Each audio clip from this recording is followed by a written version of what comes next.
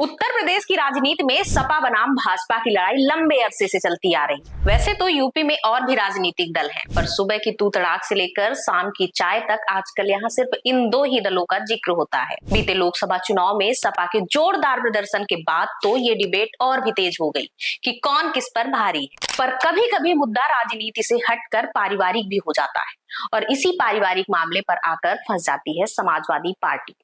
UP विधानसभा election 2021 के दौरान Samajwadi party इन्हीं मसलों से टैकल करने में लगी हुई थी। एक तरफ चाचा शिवपाल यादव रूसे हुए तो दूसरी तरफ पूर्व मुख्यमंत्री मुलायम सिंह यादव की छोटी बहू हाथ झटक कर भाजपा में शामिल हो गई थी। इसका खामियाजा सपा को अपने वोट बैंक में आई गिरावट के जरिए भुगतना भी पड़ा।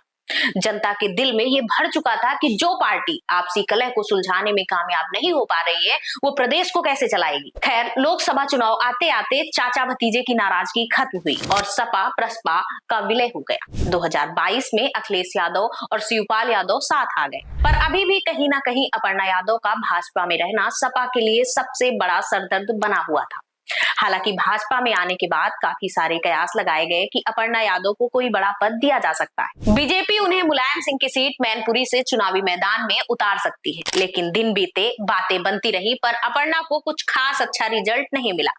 शिवपाल के साथ आने से सपा वापस से काफी मजबूत बन गई। लोकसभा चुनाव 2024 में प्रदर्शन का श्रेय भी राजनीतिक विश्लेषकों ने शिवपाल यादव को देने की पुरजोर कोशिश की, पर अपर्णा यादव का भरोसा अभी बीजेपी पर कायम था। सब चलता गया। फिर एक दिन बीजेपी ने अपर्णा यादव को यूपी महिला आयोग की उपाध्यक्ष बना दिया, पर शायद अपर्णा को इस पद से कोई दिक्कत थी या उन्हें ये पद छोटा लगा और लंबे समय तक उन्होंने अपना पदभार ग्रहण नहीं किया। इसी बीच अपर्णा ने शिवपाल सिंह यादव से मुलाकात भी की, जिसके बाद ये कयास लगाए जाने लगे कि अपर्णा बीजेपी छोड़ सपा में जाने वाली।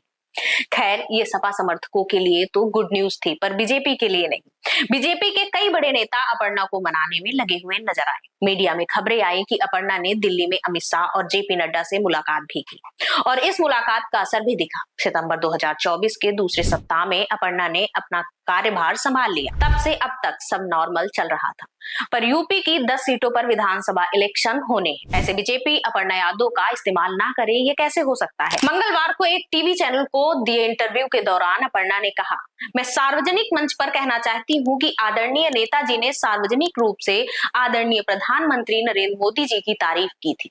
हो सकता है कि वह रहते तो आगे चलकर कहते कि कहीं सपा शायद विलय कर रही होती। हालांकि ये अपर्णा का पर्सनल ओपिनियन है या बीजेपी की तरफ से बुलवाया गया स्टेटमेंट, इस बात की पुष्टि नहीं हुई। पर समाजवादी पार्टी के जनक की पुत्रवधू द्वारा दिए गए बयान को बीजेपी भुनाने में पीछे कहां हटेगी। इससे पहले भी जब अखिलेश यादव विधानसभा की सदस्यता छोड़कर लोकसभा गए थे, तो सबने कयास लगाए थे कि पार्टी शिवपाल यादव को यूपी विधानसभा का नेता प्रतिपक्ष घोषित करेगी, पर अचानक से माता प्रसाद पांडे का नाम सामने आने से सब चौंक गए थे। मुख्यमंत्री योगी आदित्यनाथ ने तो सदन के दौरान ही शिवपाल यादव की चुटकी ली थी कि आपने चचा को गच्चा दे ही दिया।